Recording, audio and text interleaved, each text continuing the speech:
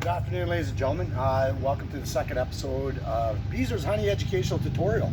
So today we're going to go into the hive. Last week, as you may have seen on Facebook, I did an educational session for the kids in the Kenora riding in Rainy River, and it went pretty viral. And thank you very much for the shares and the questions. I'm hoping I can answer as many questions as everybody sent me. There was a lot of good questions that I left out, but with the time frame and so forth, with the thunderstorms that we were going against, couldn't get it all done. So today's the second episode, I guess we could say, and towards the pollinating movement that we're trying to establish within Northwestern Ontario. Yesterday, CBC was very gracious to allow me to do basically an educational tutorial on honeybee pollinating movement that we did. So it's going to be aired this upcoming Monday at 12 o'clock on the Thunder Bay CBC channel. So kudos, thank you very much, Gord Ellis. Muchly appreciate that, brother, and the time. So from that, we've actually, it's spread out exponentially to other groups, other community members, and so forth like that. And that's exactly the first step that we want to take by educating the people on how important honeybees and pollinators are to our economy and to our very existence. So I wrote down a bunch of them because there's no way that I was going to be able to get it. And I'm hoping that maybe this is going to be the last one for a little bit until get some more questions stirred up and we'll get the movement going. And hopefully it's going to be very proactive and very productive for all of us in turn. So what I'm going to do first is I'm going to put on my bee hood. It's a muggy 28 degrees already, so it's hot. And one thing that the beekeeper needs to understand, when you go into a beehive, you go into the daytime, but you don't want it to be too hot. But at the same time, the reason why we want to go into the beehive on a nice sunny day is that most of the bees are out foraging for nectar. So that allows a beekeeper to be able to do a proper inspection of what's going on because there's less bees. So if we did it on a cloudy, cooler day, most bees would be staying inside, and it's a lot harder for us to see what's going on, how much eggs are being laid, if she's laying eggs, where to find her, and so forth like that. So we'll go through a lot of the tutorial stuff today, but hope you find it very educational. And first, I'd like to say happy graduation 2020 to all the students, and hopefully the teachers are enjoying their first day off for the summer, and kudos to you guys. So here we go. I'm just going to zip her up here. I shouldn't even have to use this, but I'm just using it just to be on the side of caution. To find the zipper here. There it is.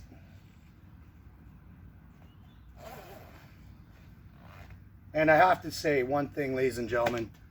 My buddy Randy Opaski, who's done 2 videos with me already, who's never been by a beehive, who's sitting here like a National Geographic photographer helping me assist in educating you guys. I can't thank you enough, Randy. I appreciate it. You have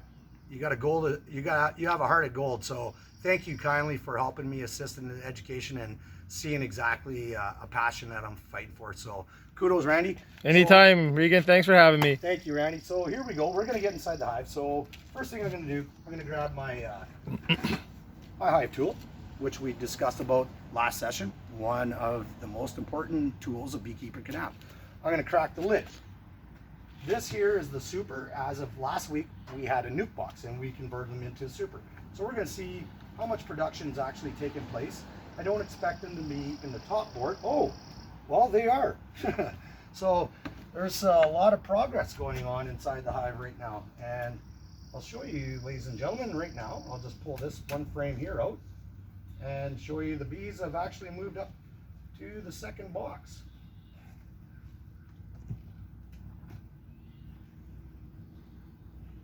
Wow, and the honey they've already been making. Look at that. That is all 100% honey. There is 0 brood in that. So this hive is very productive. Very productive. They're up here. So I have to watch to make sure the queen's not up here, but I have a pretty good idea she's not. She likes to stay around by the brood. And here's all the honey capping as well. And down on the side here. So they're moving up. So this is going to be a very, very good, healthy hive. So I'm happy about that. So I'm just going to take a chance here. I'm going to go down to the second box. I'm going to take this one off. And I got a funny feeling that the queen is in this brood chamber here. Because last week we left the queen excluder down here so she wouldn't fly away. Today we're going to take it off and we're going to separate the two boxes so that all honey will be in all the other boxes that need to be added additionally. I'm going to crack it open because they glue them together with a sealant that they make, which is called propolis, which I talked about last week. And when I place my hive, my super on the lid, I put it on a diagonal effect so that there's less squishing points for the bees. I try to minimize as many bee deaths as I can because, like I said, they're very vital. Wow, there's a lot of bees in here still, even with all the foragers out first thing this morning. So I'll take a spare frame out here. Not much going on that one. That's okay. That's quite all right. That's going to be expected. They're drawing out a lot of comb. I can tell on this one here.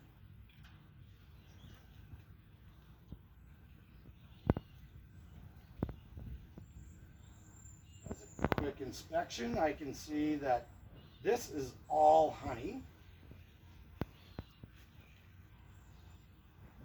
And so now, this one here is lots of pollen. Worker bees. I'm not sure on the lighting here, Randy. I'm not sure if it's really showing this or not. But here's a drone bee. We talked about that. And here are some baby bees that are in a pupa state that have the caps that are cupped over. They're in a pupa state right now, so they're molting into potential bees. They're pretty close to actually being hatched, and I was actually hoping to show today that we can see them hatch. I'm hoping something like that will happen. And just the bees doing their thing. And here's a drone bee here again. Big eyes, as we said last education discussion. And that's more or less for the mating flight to be able to spot the queen. So she's not on here, so I'll put this frame back in. Very colorful, this smell, Randy. Can you smell it yourself? Yep. Beautiful, beautiful.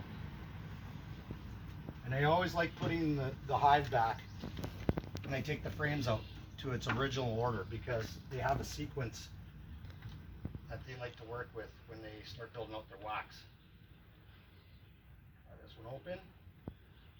Oh yeah. These are heavy. These are heavy. Lots of healthy brood in here. Lots of healthy brood. That makes a beekeeper happy. I'm not seeing the queen on this side. Just want to see if I can see the queen. That's one of the big focal points. I know a lot of people love seeing it. Let's see here. As a beekeeper, this is something that we need to understand, is that this is all brood. The pattern is very cylindrical in shape, which means that our queen is very healthy in the way that she's laying her eggs, and she's very fertile. Over here we have honey. As we can tell, it's capped off, which means that it's ready to eat. On the outside is all honey that is still being fanned by the bees to lose its moisture, because we talked about last week that honey is the only food that does not go bad, and the reason for that is because it has such a low moisture content that bacteria does not want to entertain it at all. So here's a drone bee. There's a couple bees. As you can see, ladies and gentlemen, they're very docile. I don't even need my outfit on here today. I'm just doing it just to play the role, I guess. Real farmers wear veils, I guess you could say. So here we go. I'll put this one back. I'm hoping we can find the queen today. If we don't, that is quite all right, but I know she's in there and she's flourishing because she has a strong number of brood being made. Not many bees are even out. They're not agitated in any shape or form. Here's the queen. Found the queen right there. This is one thing. Can you see her here, Randy? Where? Right here. Oh yeah. Yeah. So she has a bigger abdomen than everybody else. She's starting to mature into a more of an adult state bee than she was last week. So she's laying eggs. There's a lot of beautiful, I don't know how close you can get, Randy, if you could get right into the comb there. If you see those little white specks, I'm not sure if you can see it at home, ladies and gentlemen. They're smaller than a grain of rice, but I'm seeing them. That means that she's laying her eggs. So it's hard to see probably through the phone, but I know she's there. So when I'm doing a bee inspection and I see that right off the bat, I usually cut it quits for an inspection. Here's a queen just dancing around. She doesn't even care that we're even here. She just wants to lay eggs and cells, and she's trying to find an empty cell. That is her sole job, but I'm going to get her back because she's the one I do not want to miss.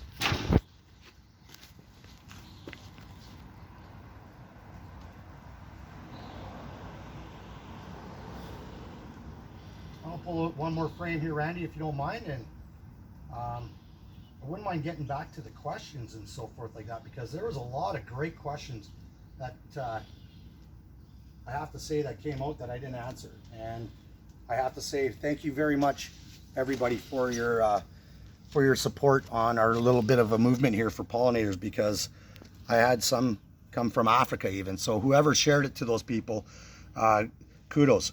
So here's a perfect example of a beautiful brood chamber here. That's all brood, and this is the honey up here. So these are worker bees, all tending to the young, feeding them. Here's a brand new little baby bee. You see him there, Randy? He's got all the little baby fuzz on him. That one just hatched just recently, because I could tell that because it has like little baby fur on it still. It's white in nature, where the other ones are a little bit more orange. So this is a nurse bee, and as soon as they hatch, the second they hatch, they clean their hive out. So that's basically like a mom and dad welcoming a newborn to the family and saying, clean your room. It's basically the same thing as that. I guess that's kind of a sad analogy, but here's a drone bee, and the rest are all worker bees. So there is some distinction between the two, but I would like to take a look through all the other frames just to see if there is any queen cells being made. I can't say there's going to be, but I would like to check just for the sake of it. And if there was, I would like to show everybody. So here's, I'm going to get a little bit more in the sun here, Randy, but I don't know, can you see the larvae that are in there? Where? Right in this area? Yeah. And they're all the white.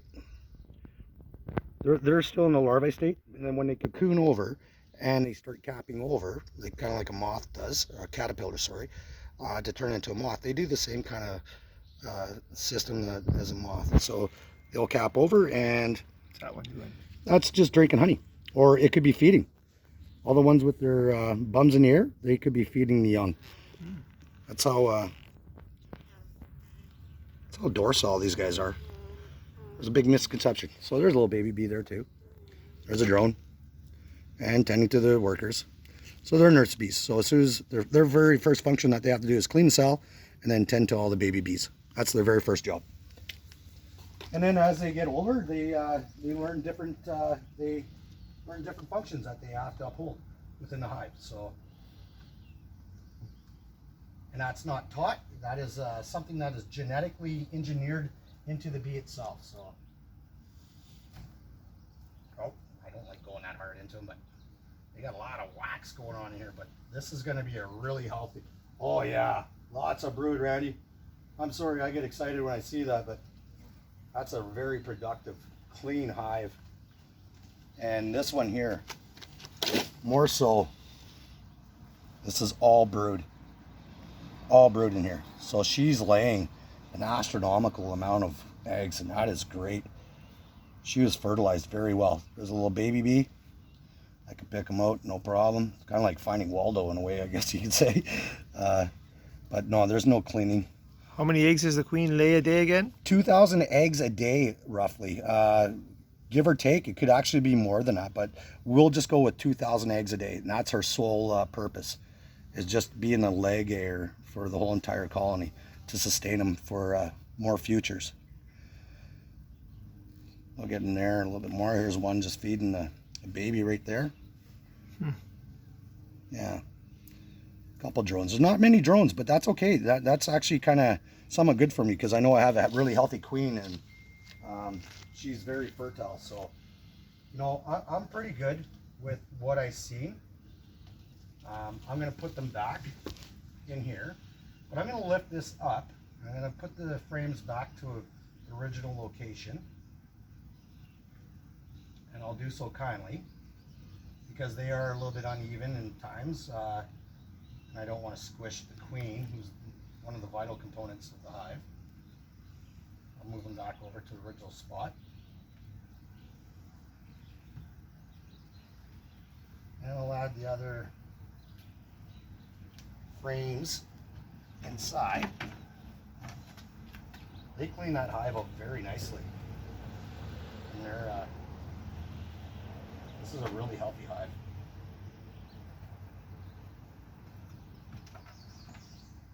So I'm going to take this super off here, which is I'm using as a brood chamber. I'm going to move it to the side here. It's stuck all together. And attach it from the queen excluder.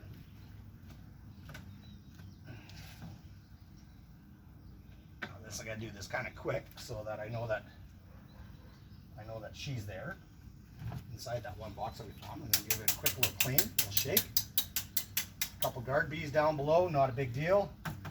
Clean off my bottom board.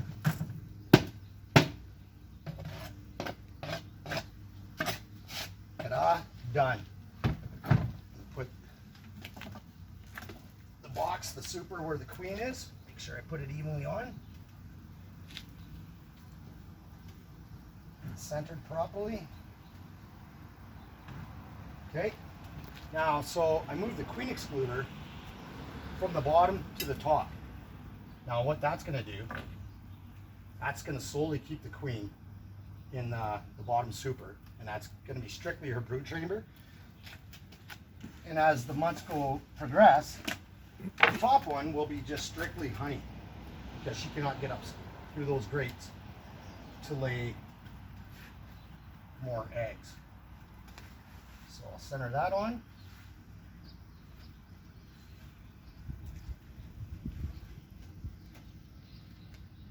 So even if you want to come up here, Randy, you can see the bees at the front fanning.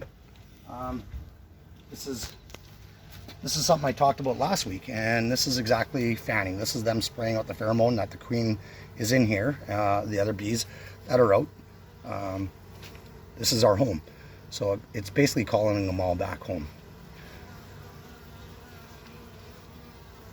But a lot of foraging bees are outside the hive right now, which is more adamant for me. I'm going to take the bee seat off. Holy moly. I think we said it last episode it was muggy too, eh? A little more so today. Got a little bit of a COVID diet going on here as well too, with the gyms being closed. This really hurts. I can't even wear my glasses because you can't see nothing. I'm just dripping sweat. So I'm going to do a little Q&A time. The questions that were asked, I have to say to everybody, thank you kindly. And you had a lot of great questions. Right here. So first question, and this came from Claire. How many bees are in Ontario? That's a really good question. So there's approximately 3,000 registered honeybee keepers that own or run up to 100,000 honeybee hives within Ontario itself. So that's what I can give you for that one. Why do bees swarm? And that came from Adam. So bees swarm, getting to the hive gets so big. The queen only has so much pheromone that she spreads out. The other bees may think that the pheromone level's really low, so they start producing other queen cells, which triggers the swarming aspect. But that's how they procreate. So it's up to me to be able to see, as we did our inspection today, see if there's other queen cells in there. But the way that she's laying eggs, and the amount of bees that are in there, there's nothing to worry. They're not going to swarm at all anytime soon. So they're building a really healthy population, and that is great. This one came from Diane. How much work does it take for a honeybee to make honey? So Diane, that is an awesome question, and I will have to say, one honeybee basically flies the circumference of the Earth to make 1 pound of honey. That's 2 million bees to make 1 pound of honey. One bee in its lifespan will make only 1 tablespoon of honey within its 5-week duration that it lives for. So that's a really good question, but I can't emphasize enough that you got to understand the work that these bees do. They just constantly fly and work and work and work. And like I said last week, honeybees sometimes die because they don't make it back to the hive because they wore their wings out, and they just can't fly back to the hive, but they're still alive, and that's one of the unfortunate things. So this came from Stuart. How fast can a honeybee fly? Well, that's a good question, Stuart. They fly about 25 kilometers an hour. Their wings will flap about 200 flaps per second. So they're a lot in conjunction similarities with honeybee, not a honeybee, sorry, hummingbird.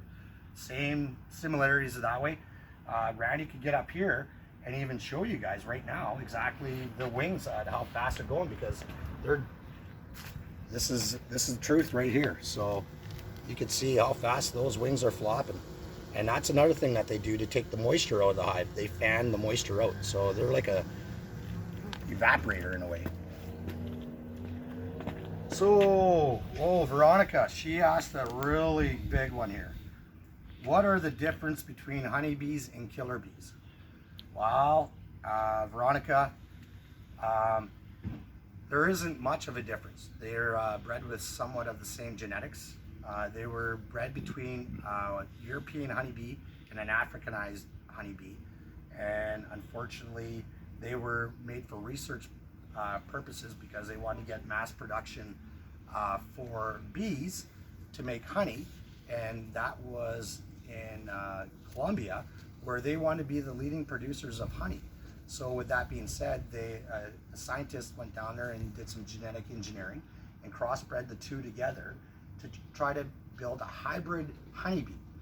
Unfortunately, a new beekeeper came on site and saw cages on here and thought they were left on accidentally, not knowing the purpose for it, and that was to keep the queen in. So that beekeeper went in there and dislodged all the screens to keep the honeybee in, and it opened it up. And from that day on, they've just been slowly progressing through from South America into North America, where we can find them in Arizona, Texas, California. So they like the more humid area. I'm not saying that we wouldn't be able to see them, but there is no difference because they're genetically engineered the same way. They're brothers and sisters. They got the same genetics. So that was a very good question, Veronica. How did honeybees help our economy? And this came from Stephanie from the United Kingdom. So however you got my Facebook post, Stephanie, I have to say thank you very much, and that is a really good question. So I kind of went with Canada and Ontario. So $897 million are roughly of the $7 billion in agriculture sales in Ontario, which equals out to about 13% of our provincial total. And then I broke it down to Canada. 7 million pounds of honey are created every year, which brings in a total of about, give or take, $4 billion in our agricultural economics to Canada. And then I went for the world. I don't know exactly the level of honey production because we had a big thing, people might have read, with China making foreign honey at one time. It wasn't honey though, but they wanted to be the leading producers. So we came to about $217 billion that stimulates our global economy, just having pollinators and honeybees. So I hope I could answer that one there for you. But hello, Stephanie in the United Kingdom from Dryden, Ontario, Canada. Another one asked by Jessica in Thunder Bay. If bees go, what will we lose? Well, one thing I can say, Jessica, is that bees and pollinators make up for 1/3 of our food source that we have for humans. They also stimulate the agriculture, feeding our livestock and so forth like that. But I am not David Suzuki by any means, but one thing that he says, within 4 to 7 years, if the bees and pollinators are gone, we are gone as well. So you think of the things that you find in the grocery store that are all needing pollination to basically sustain an existence. Plums, trees, nuts, vegetables, you name it. They're all a vital key to sustain honeybees, and they have a coexistence between the two. They're vital for each other. So that was a very good one there. If you ever ate, let me put it this way. Here's a good way analogy to put it. So if you ever ate a pear, or a peach, and you bit into it, and it was like cardboard, and there's no juice, and it was very firm and starchy in a way, that was probably airborne pollinated. The more times that a honeybee visits a flower and takes the nectar and the pollen from it, it cross-pollinates it, it gives it more fertilization. So in that way, you get a juicier, more sweet fructose of a fruit, which is more enjoyable. So that's one way I could put it. Or pesticides in flowers. That is a debate with government right now. Many flowers that you do buy from any place, a store or so forth like that, many of them do, sorry I had a pine bug fall on my head, but many flowers that you do purchase are already pre-pesticide, so be cautious on that. Ask this the person in charge, is there pesticides on there? They should be able to be knowledgeable to tell you that yourself, because a lot of people think that they're doing a lot of good by buying flowers to help stimulate pollinators and so forth, but in actuality you're hurting them, because you're buying flowers that you think that are just flowers, but they're already pre-pesticide. So be cautious on that one. Ask. So that's a very good question. Benefits of honey. Jessica from Kelowna. Honey is a very good staple portion to a diet. It was used for a lot of medicinal purposes before. Back in the day, the Egyptians used it for burns, for sores, and so forth like that. So just take a really quick Google look into the benefits, because it's listed so many things. If you have night cough and so forth like that.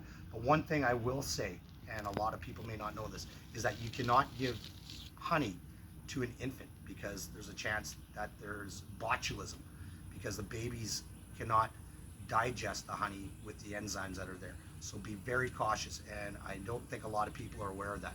Honey is not something that is sold unpasteurized that you should be giving to an infant at all. At all. I caution you on that one. Are honeybees native to Ontario? That's from Carrie from Kamloops. So Carrie, that's a very good question. No, they came from Europe. They were brought over from Africa. They moved over to Asia. The Europeans brought them over to North America, and that's where they came from them. So they are not native to here, but the bumblebee is. But the two do not coexist together, but they cannot cohabitate together to create another species. So they cannot mate together. So we talked about that last week as well. Why do we take honey off the hive?